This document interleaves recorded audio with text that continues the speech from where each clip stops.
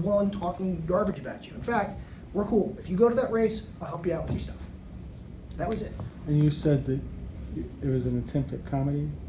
I'm sorry? At courtesy, at Yeah, comity?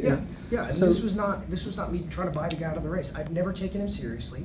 My concern during that time was Todd Guttel. And everyone that knows me and knows what was going on in that race, I was spending time in Rowlett. I didn't spend. You can check I didn't spend any time in Garland.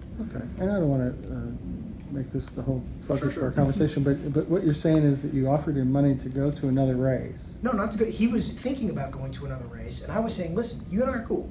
If you you to that go, other- I'll help you pay for it. because he was complaining about the fact that he had county debt, he had incurred debt in this race, and he didn't think he could use state money to reduce the county debt. So you'd help him pay off the debt? Yes. So he was going to everyone, this sad sack case. Oh, JJ's beat me up. He's saying all these bad things about me and my wife. You can ask anybody that I've ever dealt with. You can ask Cindy Burkett herself.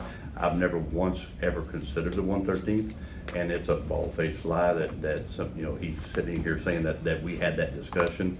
There was 5 minutes of the conversation where he had already offered to pay my debts if I got out of the race. I was amazed. I've been around politics for 20+ years, but at the local level, this is my first partisan race.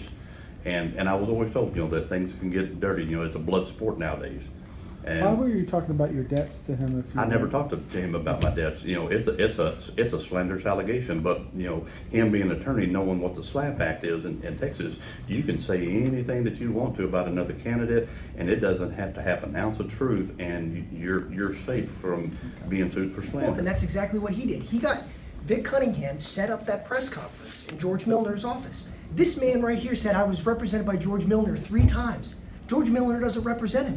These guys set up a press conference to have this guy bribe. Are we going to have a courtroom here, or am I going to be able to actually answer? Did you lie? Okay, you lie? go ahead and take back control of this meeting. Please. Why Did don't you we- lie? Why don't we talk about? No. This is really important because this man is saying that I'm a liar. This man is a liar. I had Did a you question lie? Did you specifically, lie sir. about being represented by George Milner?